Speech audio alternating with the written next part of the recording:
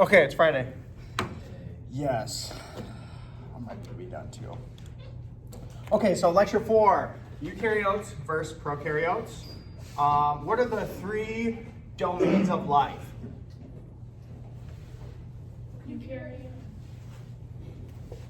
Eukaryote. And what else?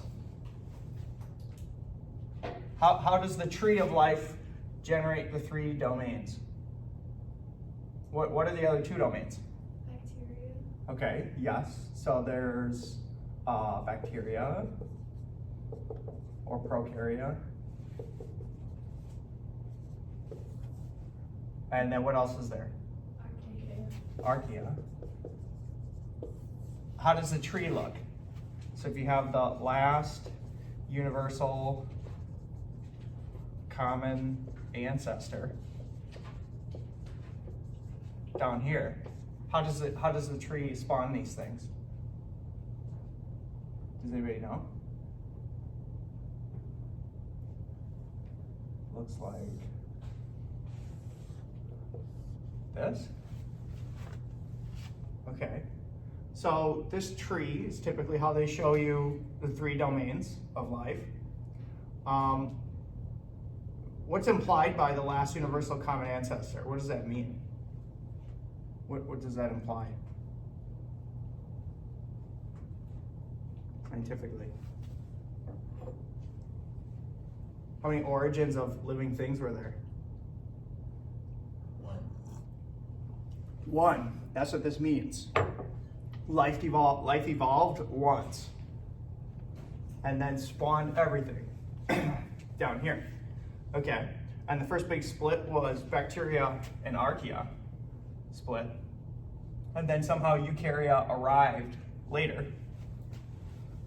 What is the evidence for the idea that there was one origin of life?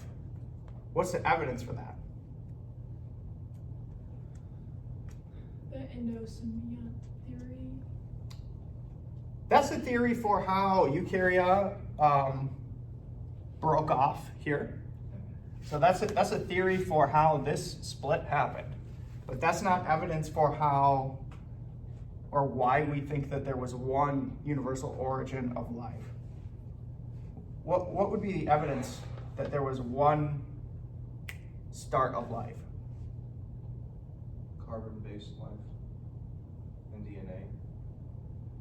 Now you're getting real close. So you said DNA. That's closer in that all these organisms have the same code. Who said that? You. Yeah. So all these organisms share the same genetic structure, DNA. Yes. So that is indeed an argument for them evolving from one universal common ancestor. What is another argument? That's a good one. So DNA is shared. What's another argument? It does also sort of relate to DNA content. Can anybody think of one? The knock of shame. We're been shamed. So all organisms are essentially sets of what? If you look at their DNA, organisms are sets of what? Chromosomes? Yeah, and what's on the chromosomes? Alleles? Yeah, genes. So there's essentially like a set of genes, some number, n, of genes, contributes the code of a single organism, right? And there's a set of genes that bacteria have, and there's a set of genes that archaea have, and there's a set of genes that eukaryotes have. Can anybody relate that to an argument for why we think that life originated one time? If some of the genes are shared, that would argue that there was one ancestry if the sets have some shared genes, and that is the case. So for example, the set of genes that constitute bacteria, and you can draw it over here as like a Venn diagram. So if this is the set of bacterial genes, and if this is the set of archaea genes, and if this is the set of eukaryotic genes,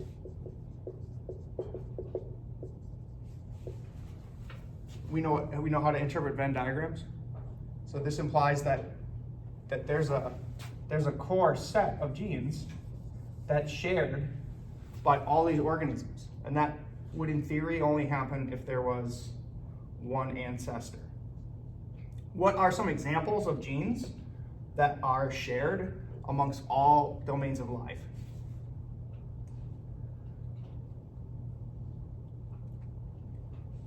This is good. This should be quicker. So let's think about common genes shared amongst all three domains. Give me some examples. What's one thing that all living things have? Cell. Yeah, okay, a cell. All living things are a cell. But more at a lower level, like the constituents of the cell that are coded by genes. We all do glycolysis. I think that, do we all do glycolysis? That's probably true. There's probably some bacteria that maybe don't do glycolysis, but you could probably find genes encoding for glycolysis in bacteria, archaea, and eukaryotes. Yes, so that's a good example. So metabolic enzymes.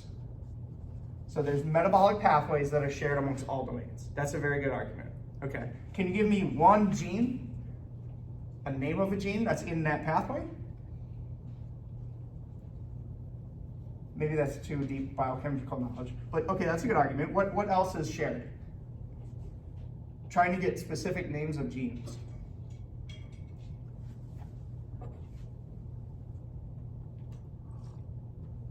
Really? Think about like think about the first lecture. Like what are there any organelles that are shared amongst all domains? Ribosome? Yes. Okay, that's a huge one. Ribosomes. Ribosomes. Okay, so there are genes that code for ribosomes. Ribosomes are big machines, and there's what are called rDNA. rDNA are genes that code for rRNA that goes into building ribosomes. So ribosomes are made up of both protein and RNA. The rDNA encodes for genes and RNA that goes into the ribosomes. So you'll see genes like this, PS, some number like 16. And this means ribosomal protein subunit 16. There's a bunch of these. There's like a whole bunch of different ribosomal subunits. So here's a gene that codes for a unit of the ribosome. And the ribosomes aren't exactly the same, but there's a lot of components, subcomponents of the ribosomes that are shared in bacteria, archaea, eukaryotes. So the fact that they all have ribosomes is an argument that they come from a last universal common ancestor. That was the one that I was thinking of. Is there anything else? I mean, I'm sure there's much more that's shared, but you get the point. Like there are many genes that code for proteins that are core to life that are shared amongst the domains, and that's one argument for why there was one origin of living organisms. Okay, any questions about that? So now we can get into what was said before, this split. So at some point, eukaryotes evolve.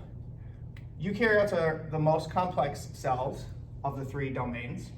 And the best hypothesis for how eukaryotes evolved is that an archaea essentially ate a bacteria. So the hypothesis is that there was an archaeal cell,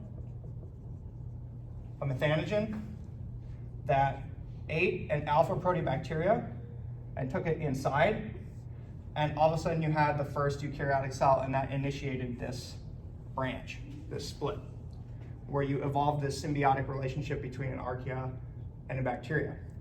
What's the evidence for that? The mitochondria has its own DNA. Yes, exactly. So in eukaryotic cells, mitochondria are essentially small, tiny cells living inside of those cells. They're essentially symbionts with highly, highly reduced genomes. They replicate, they have their own DNA, they replicate themselves, they make their own membranes, they have their own genes. Some of their genes have been lost to the nucleus, but essentially like they code their own stuff, okay?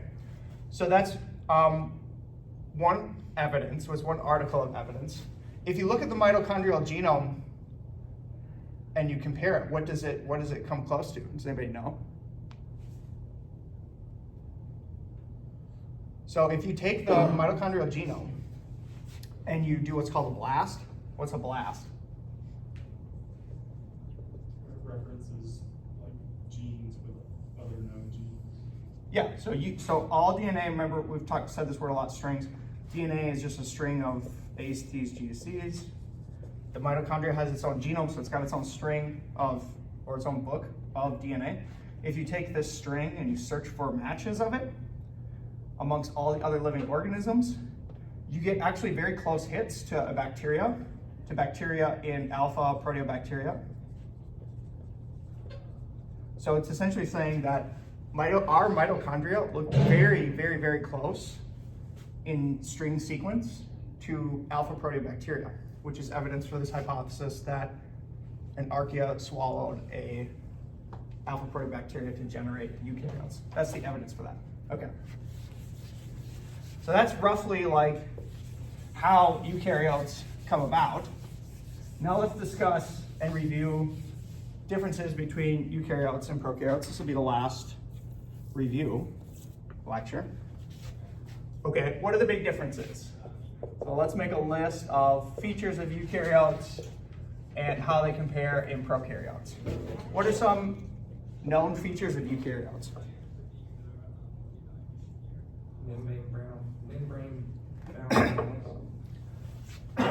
Membrane brown organelles. What's that? Membrane organelles. These are things like that we just listed, and we made a whole list of these in lecture 1. Mitochondria, Golgi, ER.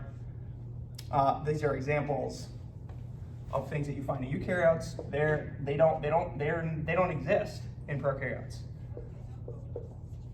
There's no membrane-bound organelles in prokaryotes.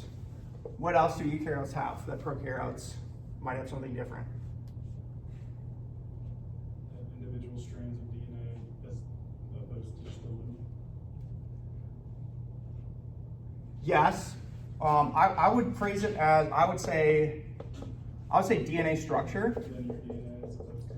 I would say the DNA structure is very different. We'll talk more about that. So in eukaryotes, the DNA structure is packaged. And in prokaryotes, it's just kind of like free floating.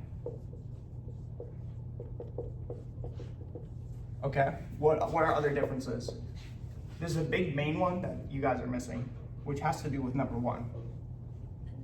The nucleus. That's like the big one. So eukaryotes are defined by the nucleus and mitochondria. So they have a nucleus, which stores the packaged DNA.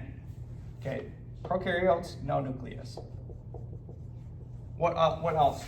There's more stuff. Is the size one, or is that too general? That's a big one, yeah, so size. Size of multiple things. Size of the cell. Eukaryotic cell is much bigger. Prokaryotic cells are small, much smaller. We'll talk about why in a second. Also, size of the genome. Eukaryotes have a much bigger size of genome, typically. Still one more thing. We talked about it briefly in lecture 1. Provides the structure of a cell. The wall? Cytoskeleton? Cytoskeleton, yeah. Cytoskeleton. So in eukaryotic cells, cytoskeleton is providing some structure and rigidity to the cell. You're right that in prokaryotic cells, there's still some rigidity, but that's from the cell wall. Although not all prokaryotes have cell wall. Okay, so these are some core main differences. What I want to talk about in this lecture is some of these in depth and explain like why you actually have these differences. Okay, so let's first talk about, I like this eraser better. Okay, let's talk about the size. of genomes. Since we are dealing with biotechnology and synthetic biology, you really have to get a sense of being confident and comfortable with different types of organisms. You should not just specialize in like, oh, I study plants or I study fungi. You should really get comfortable with all the different types, because when you work with molecular biology and synthetic biology, you essentially have to use everything, okay? So you get comfortable with both eukaryotes and prokaryotes. Let's talk about the size of genomes of living and non-living things. So the smallest genome is probably a virus. How many genes are in a virus? Don't answer this. How many genes are in a virus? If this is the smallest like unit, probably non-living, but yet that constitutes a little machine. Are we talking like the smallest virus or Yeah, you can go with the smallest virus. one? That's it. This is the smallest gene. What would be that? What would that gene encode for? My molecular genetics professor talked about it this morning. It's the only reason I know. One. You could. I mean, that's probably like a. At that point, it's probably like that's probably just like some kind of a reverse transcriptase or a polymerase or something. Like that's probably like a retrotransposon. You're the virologist. I was gonna say something like 3 to 5. Yeah. 3 to 5 sounds more right for like a virus, although I'm not questioning your other professor. I'm saying if it was one gene, it's probably more like a retrotransposon. So there's probably kind of some stuff up here that's a little bit smaller. But in general, a virus, you need at least like something that's gonna replicate the genome. You're gonna need something that's gonna encode the packaging. So probably at least 3 to 5, okay? That's a small virus. You could probably, on the big end of a virus, you can probably go up to, you can probably go beyond this. Like there's always like weird stuff in biology. There's always weird stuff, okay? But probably like about 300 genes is probably getting to like, that's like a big virus, okay? Now let's think of smallest bacteria. Smallest bacteria. How many genes do you think the smallest bacteria has? Smallest genetic content.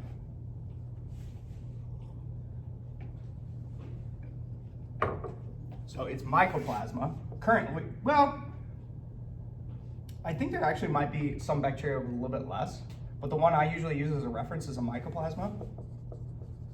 So mycoplasma, they took the mycoplasma genome and they were able to strip out a lot of the extraneous genes, and they were able to produce through biotechnology a genome that had only 300 genes that produced a self-replicating, free-living bacteria.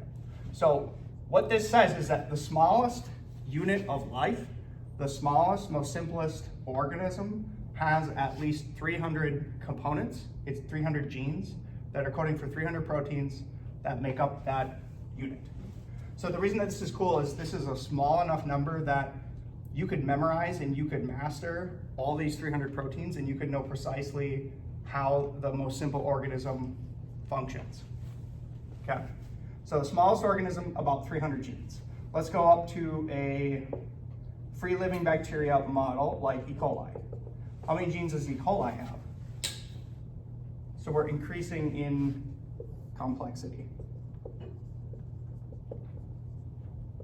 The complexity is going up despite the fact that I drew a downward arrow. E. coli, take a guess. How many genes does E. coli have? 5,000. Yeah, you got it. So it's about 5,000 genes.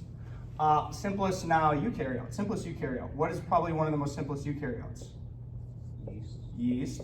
Yeast has about 5,000 genes as well. It's a little bit more, maybe like 6,000, but it's about, so the most simple eukaryote has about the same amount of genes as a moderately complex bacteria, okay? And then when you start to go further, Drosophila, humans, I think Drosophila and humans have around like 23,000 genes. Okay, so you want to start learning these numbers because it's helpful to know kind of like the complexity of the things that you're working with. Okay, so eukaryotes, you're dealing with 5,000 genes or more. And prokaryotes, you're dealing with about 5,000 genes or less, although there's always like gray, weird areas in biology, okay? So know those. Okay, so knowing that eukaryotes have much bigger genomes, How do they package their DNA? So in eukaryotes, the DNA is so long, it actually would not fit in the cell. That's why they have packaging. How do they package their DNA? Around histones. Yes, okay, so the first level of DNA is wrapped around histones. Histones are what type of molecule? Of the four? Protein? Okay, so the proteins. So it's a protein complex. So histones are, I wouldn't call them a machine because they don't enzymatically do stuff, but they're structurally like a little machine. So histones are an octamer. So there's 8 subcomponents of histones that produce this little ball, okay? And DNA wraps around that ball and produces what's called the beads on a string. And each of these has a histone, okay? So there's proteins that the DNA wraps around. That's the first level of wrapping or packaging of DNA in eukaryotes. What's the next level? The next level is this thing gets wrapped itself into what's called the 30 nanometer fiber. Okay, that's the next level. So this is the first level, second level. The third level is these get wrapped into essentially like loops. And this is what makes the chromosomes. So when you look in a cell and you see these X's, you're seeing multiple levels of packaging where you have histones at the lowest level wrapped into the 30 nanometer fiber, put together in these loops. And there's actually these proteins called SMC proteins, which stands for structural maintenance of chromosomes proteins. They're these little clamps that clamp around the chromosomes and hold the chromosomes together, okay? So this is how eukaryotes package their DNA. Why do eukaryotes package DNA? And why do prokaryotes not package DNA? Why do this, aside from the fact that it's saving you space and it needs to get packaged into the nucleus?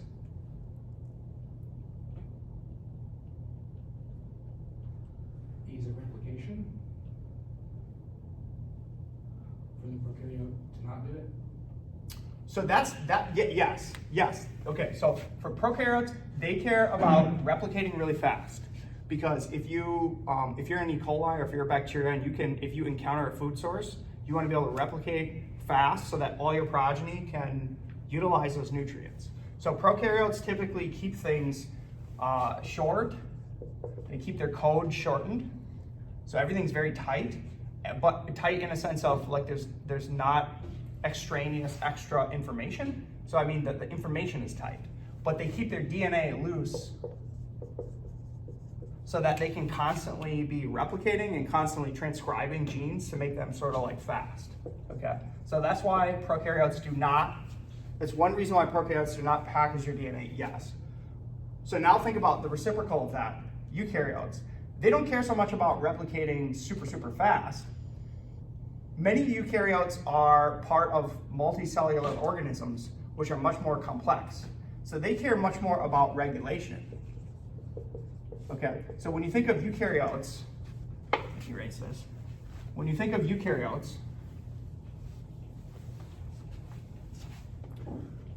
have a lot of different cell types if you're thinking of a multicellular organism. So us, we have brain tissue, we have skin tissue, we have kidney tissue, we have heart tissue. All these are different and yet coded by the same genome. All the cells have the same genome, but different genes are on or off in those different cells, okay?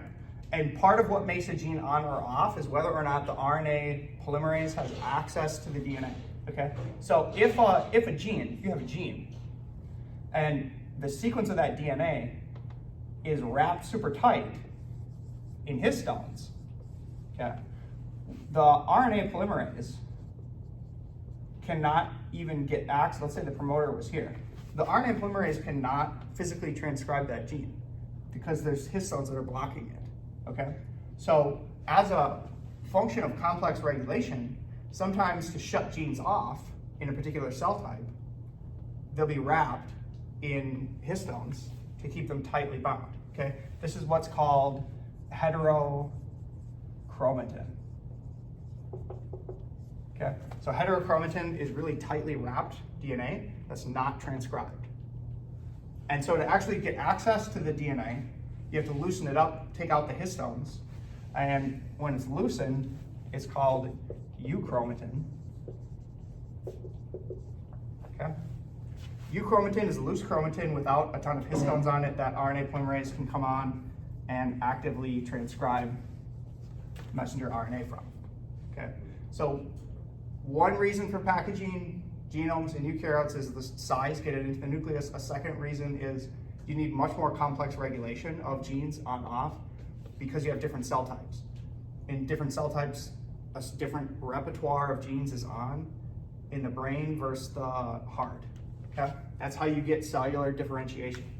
It's just a matter of programming what genes are on or off.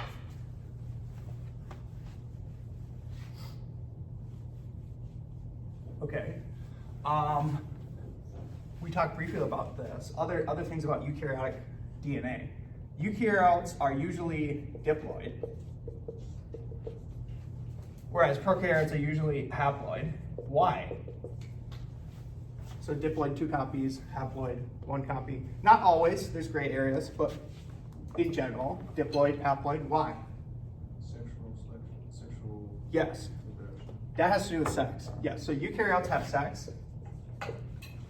Prokaryotes have different forms of sex. So prokaryotes have conjugation, where they can kind of like pass back and forth little plasmids, but that's not sex per se. Eukaryotes have more actually traditional sex. What is sex actually doing? What's the function of sex? Genetic variation. Yeah, so the reason you have sex is to generate variation. Another reason you would be diploid is to have redundancy. Okay? So if one gene breaks, if you're generating a bunch of variation, you're going to generate some things that break. And so if you only have 1 copy and you break it, you die. Okay? So, but if you're diploid and you generate some variation and something breaks, you still have a second copy, so you're okay. And that leaves you some room to evolve and to adapt and change. Something that might be broken can later come back to functionality in a different function. Okay? So these are reasons of why you would have sex. What's the molecular mechanism that's actually generating variation? What's that called at the molecular level? What's happening? Crossing over. Yes, that's the correct word. There's another word that is synonymous with crossing over, but it's the more molecular term. Does anybody know what that is? Starts with an R. Recombination? Yeah, recombination. Okay, so these are important terms to know. Recombination is the more important one for this class. We won't talk a lot about sex, but we'll talk a lot about recombination. Okay, what's recombination and how does it happen? During metaphase. So at metaphase, that's when they line up. Is that correct? Yeah. Fact check me on that. But the chromosomes line up. Let's say you have a copy from mom and a copy from dad. And how does recombination happen? What causes it to happen at a molecular level? So they line up, they're close together, then what happens?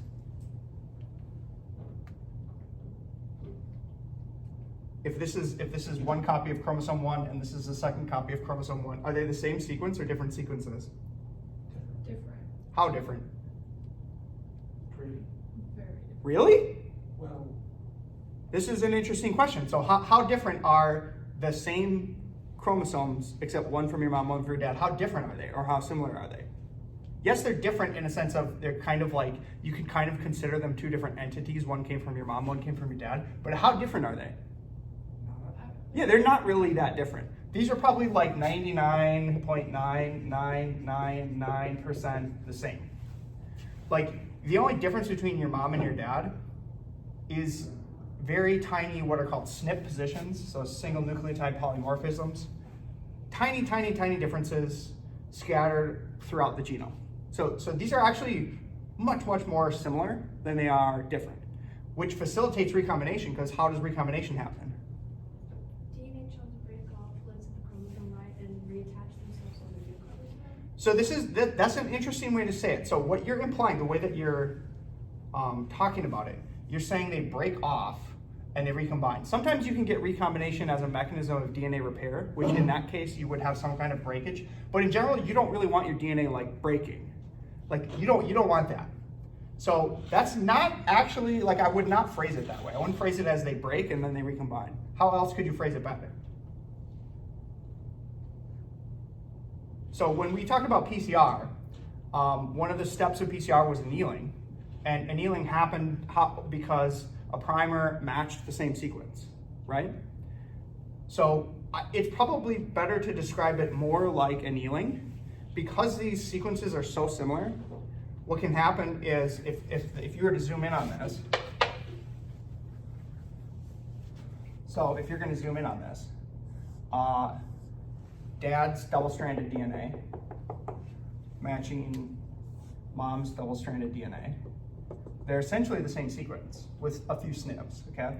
What can happen is you can get kind of like annealing, where this can kind of like come down here, and this can kind of like come up here. This is actually what crossing over is. Like the sequences are crossing over, they're intercalating, they're mixing, and you're getting this crossover where you're getting this, this is actually called a holiday junction.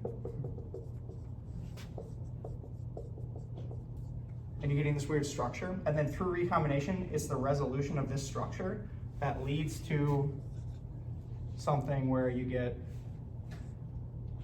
a mixture of chromosomes like that. Okay, so at the molecular level, the DNA is kind of like fluxing, interfluxing, intermixing, and then the resolution of that flux, the resolution of the holiday junction produces these recombinants, which is generating your variation. Okay, so more on sex. So sex can generate variation through recombination, okay? But is this really generating novelty? Most of the time, probably not. What do you say? Probably not most of the time. Yeah, this is not really novelty. You're just taking things that already exist and you're just kind of like mix and matching different sets. Okay, how do you actually get like novelty, something new? Mutation. Yeah, mutation. So there's two different driving factors that are driving variation. And they're both different and they're both very important. So recombination it's more accurate to say it's mixing. It's shuffling the contents, shuffling the deck of cards. Okay, mutation is what's giving you actual like novelty. And most mutations, actually this is debatable. Some people say that most mutations are what's called neutral, where they won't do anything. Other people say that most mutations are negative, where it's detrimental to fitness. That's actually kind of like a debate. But mutations are where that's how you get the SNPs, where you're generating something that's different, a different sequence. And a lot of times what happens when you get mutation is something breaks, but because you're diploid, you're okay for a little bit. And you can kind of like work through something that's broken to make it generate a new functionality through mutation. How do mutations actually occur at the molecular level? There's a few different mechanisms. How do you actually get a mutation? What's like a primary cause of mutation that we discussed somewhat in the last 2 lectures? The wrong base pair. Yeah, what happened? How do you get a wrong base pair? Like, talk to me about the players of the cell and tell me how you get a wrong base pair. Who makes the mistake? It would have to be the ribosome. Nope, that's translation. Oh, no, it has to be polymerase. Yes, so good. Okay, so the DNA polymerase, remember? We talked about this in the context of high fidelity and low fidelity polymerases. So all DNA pols have an error rate, okay? And it gets more complex, like DNA polymerases can come together as complexes, and they have also like proof repair and things like that. So error rates are actually pretty low, But there's some error rate. I don't know exactly what it is. I'm not going to make you know this, but just imagine a fake number. Let's say it's 1 in 100,000. That means that every time you replicate 100,000 base pairs, you at least get one error. Okay? And every generation, your chromosomes are X length long. You're generating X mutations. Okay? So that's how mutation is happening. Okay? So that's more on sex, eukaryotes versus prokaryotes. How much time do we have left? 14 minutes. Okay. Okay. We talked about this before, but more review. If you look at the structure of genes, just a quick review. Structure of genes. How are structures of genes different between eukaryotes and prokaryotes? Introns or exons. Yes. So eukaryotic genes are huge. Eukaryotic genes have a lot of crap. You'd call this non-coding. So this is called non-coding DNA with the introns. So we'll call these the exons, these introns. Introns are non-coding DNA. Prokaryotes do not have introns and exons. What else in terms of the genetic structures are different? So when you look at, remember that organisms are sets of genes. Prokaryotes, so imagine you have a chromosome, which is just a series of genes strung together. How does it look differently in eukaryotes versus prokaryotes? Like the distance between genes, how is that different between prokaryotes and eukaryotes? Are they closer together in prokaryotes? Yes, so remember prokaryotes care about being fast, and there's a rate at which polymerases, a speed at which they can write DNA. So the faster the polymerase can replicate the DNA, the faster it can replicate. So prokaryotes is a selective pressure to decrease the amount of non-coding DNA. So prokaryotic genes organize together much more like this, where they're very, very close together, smashed together. And oftentimes, they don't even have different promoters. Oftentimes, there's just one promoter guiding the transcription of multiple genes that are smashed together. This is what's called an operon. That's going to be the focus of the next lecture. In eukaryotes, it's not like that. So eukaryotes, there's no, with exceptions, there's no operons, okay? So in eukaryotes, there's typically a promoter, and there's a lot of space. So promoters in eukaryotes can be anything from 1,500 to 10,000 base pairs long, okay? Whereas a promoter in a bacteria is probably within 500 base pairs. So the promoters in eukaryotes are much larger, and you have this long introns and exons. So maybe you have genes that are 10,000 base pairs long at least, okay? Plus between the genes, you just have lots of non-coding DNA, or perhaps DNA that's important for regulation, okay? So the genomes are very sparse in eukaryotes versus not sparse in prokaryotes. Okay. More on genes. So in eukaryotes, because you have these introns and exons, you have splicing. I'm trying to think of like what question I would ask to not give it away. In eukaryotes, how many different proteins can you get from one gene? 3. Why do you say 3? 3 reading frames. Oh, that's an interesting question. Well, all the other reading frames would be garbage. They wouldn't make sense. So you don't. So in that case, the answer would be no. So that's incorrect thinking. But you're right when you said 3, or not 3, but you're right when you said multiple. In eukaryotes, you can generate multiple proteins from the same gene. How does that happen? Alternate splicing. Yes. So in eukaryotes, you have alternate splicing, splice variants. Okay. So if you have one gene in a eukaryote, let's say this is exon 1, 2, 3. You can potentially take these different exons and you can shuffle them together in different ways. You might produce a product that's exon 1, exon 2, and then done. Or you might produce a product that's exon 2, exon 3, and then done. Or you might produce a product that's all 3. Okay, so here are 3 different splice variants from the same gene.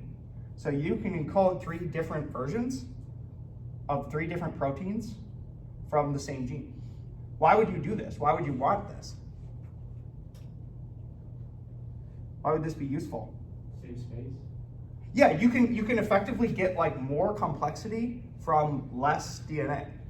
Okay, and you want more complexity in eukaryotes because you have so much complexity in the different types of cells. So not only are there different genes on and off in terms of regulation in the different cell types, there's also different splice variants. So you might have a splice variant for tubulin that's different in the muscles as opposed to the brain, something like that, okay? So you have splice variants, that adds complexity. Let's see, okay.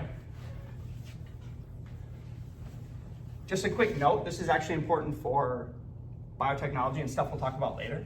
So in prokaryotes are very picky about the position of the promoter, okay? So in prokaryotes, I told you the promoter is a lot more succinct, and the precise position of the distance between the promoter and the start codon, they're very, very picky about that.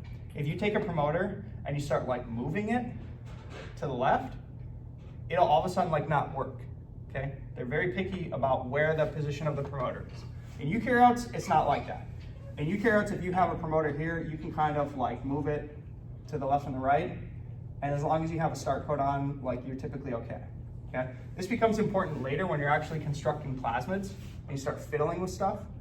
If you start fiddling with where the position of the promoter in prokaryotic plasmids, you'll break the ability to actually code for stuff. Whereas eukaryotic plasmids, like yeast plasmids, you have much more flexibility in the position of the promoter.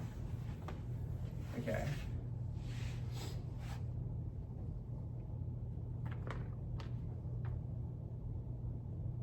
Let's see, what else is worth talking about? Okay, the size. So the size of the cells. So we said that eukaryotic cells are big, prokaryotic cells are small. So there's a question you can, a thought experiment that you can ask is,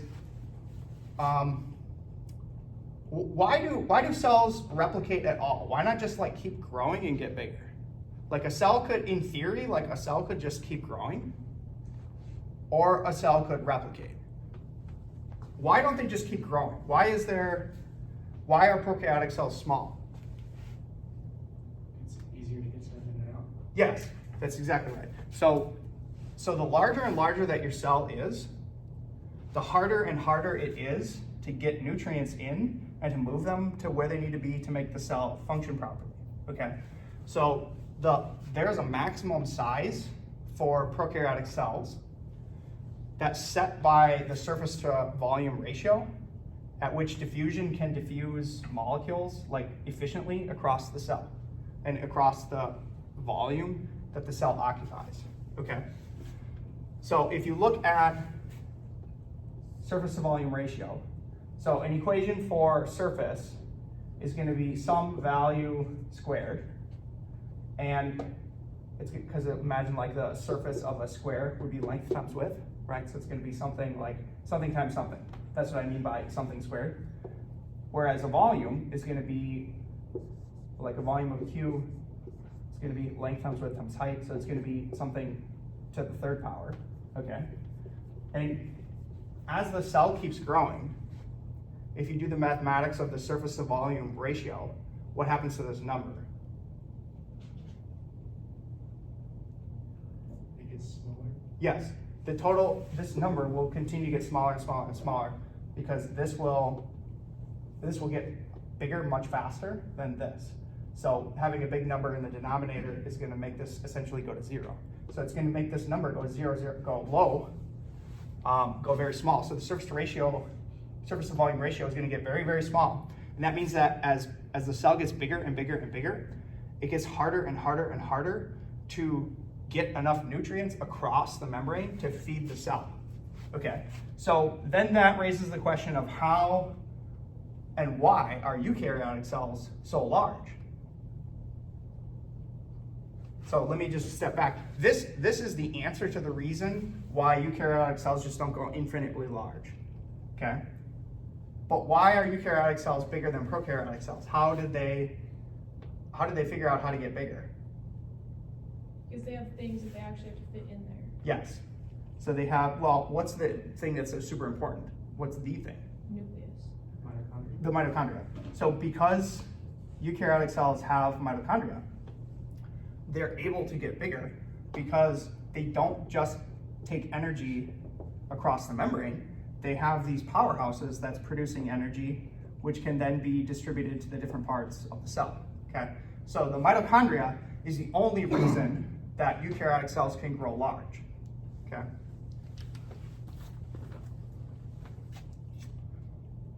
What else is worth going over?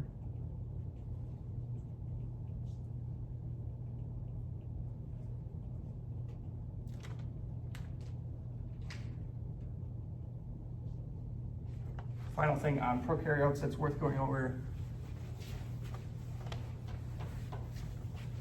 So in prokaryotes, there's a very common term which will come up quite a bit in the class, gram-positive and gram-negative. Who's had microbiology that can explain this to us?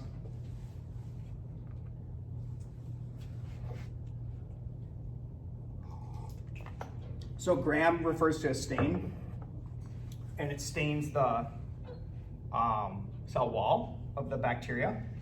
So gram-positive bacteria, they receive this stain and it stains their cell wall. And gram-positive bacteria have one membrane, one outside membrane, and one thick cell wall. Okay? And gram-negative bacteria have two membranes and either a thin or no cell wall. So it looks like this. There's an inner membrane, an outer membrane, and a thin cell wall, or no cell wall. So it's kind of like a sliding scale. Like mycoplasma has no cell wall, and it's gram-negative. Wolbachia, which is what I study, is gram-negative, and it's got a thin cell wall. And then things like bacillus are gram-positive, and they can form spores. They have a thick cell wall, okay? So this will come up a lot. Gram refers to how many membranes they have and the thickness of the cell wall. How much time do we have left now? 2 minutes. 2 minutes? Okay, so let's just do some, like a thought experiment, kind of going back to the last lecture for the last 2 minutes. Let's try to, so on the test, I might give you something like this. So I might give you like a theoretical scenario, and you have to work out a way to use experiments to answer the question. Okay, so if I had a question of detect the presence or absence of a bacteria in an organism. Let's say it was like a bug. Okay. So I want to know, does a bug have a particular bacteria? This is actually like a scientific question. Does this bug have a bacteria? Let's say Wolbachia. Does a bug have Wolbachia in it? How could you put together a series of experiments that would answer that? What would you do? What's an experiment you could do that would answer that question? Could you make antibodies to the bacteria? That'd not be the easiest way. Okay. You could do that, but that would not be, so that would be immunofluorescence. That would be an inefficient way to do this. How else could you do it? Quickly, cheaply, easily. From the experiments that we went over. Not you, somebody else. Yeah. The new generation, like, I'm trying to think what it's called. Next generation sequencing? Yeah. You could do that. That costs you a lot of money though. So that'd be a waste of money. So now you're starting to realize there's a repertoire of experiments that have pros and cons. How can you strategically pick the best experiment? So what else could you do?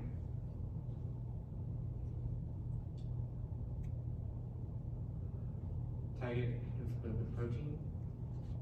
In order to tag it, you'd kind of already have to know it was there. Like you'd have to acquire it and manipulate its genome. So it wouldn't be, tagging it would not be the first step in the pipeline. Don't Wolbachia make them infertile? Yeah, okay, so you'd be testing for a phenotype. Imagine there was no phenotype. Okay. So you can't just like look for a phenotype. Yeah. GPCR. Yes. Okay, so you could do a PCR. You do DNA extraction from the bug, and then you would design primers that match what? The Wolbachia. Some gene from the Wolbachia. So you have some gene from the Wolbachia. You design your forward and reverse primers. You'd extract DNA, and then you'd run a PCR. Okay, so you do a PCR. How would you know the answer? Could you use a blast, or is that too complicated? You could use a blast, but you're not to the point where you can run a blast yet because you don't have a sequence. So you did a PCR. What is a PCR going to produce? Like, what would you actually like see? You would run a gel. Okay, so now we're starting to see how these things come together to answer scientific questions. So you do a PCR, you'd run a gel. Your first lane, what would be your first lane? Ladder. You'd have a ladder. Let's say your amplicon that you're trying to sequence from the gene in your Wolbachia, let's say it produces 200 base pair amplicon. Let's say this is 200 base pairs. In every experiment, you need a positive and a negative control. So you need a negative control of like some bug or a water sample, let's say a water sample. Positive control would be some bug you know that has Wolbachia. You do Drosophila. So here's your Drosophila positive control. Here's your unknown. Here's your unknown sample that you're testing. And if you saw this result, what would you conclude? The bacteria was present. If you saw this result, Oh, it wasn't. I thought you yeah, said this result would be no. If you saw this result, what would you conclude? it was Present. Okay, here's an interesting, like, I know that I'm kind of over, but let's just finish this train of thought quick. So it's actually incorrect for me to say that you could conclude, no, it's not there, based off this result. Why? What could have else happened? You might just not have gotten the Wolbachia when you pulled your DNA. Yeah, maybe your PCR malfunctioned, maybe your DNA extraction malfunctioned. So usually you have a control. We're starting to learn about controls now that you pair with experiments. Usually you have a control where you have a gene that you know will work. Let's say histone 3 from bugs. So because the sample is from a bug, you know that that bug is going to have genes for histone because all creatures that are eukaryotes have histones. So you do another PCR, separate PCR of a histone, and let's say then you saw this. So your H2O would have nothing. Your positive control from Drosophila would have a band like this. Now your X sample has a band like this. So this is telling you that your DNA extraction did work. Your PCR capabilities work because you're able to PCR histone 3. And now because you don't see anything in the other PCR from the same sample, you now can conclude that no, it does not have Wolbachia. Okay? That's one. So we'll start to kind of go through these experimental pipelines. Here's one question that you could answer with a series of experiments that we've learned about. Okay, have a good weekend.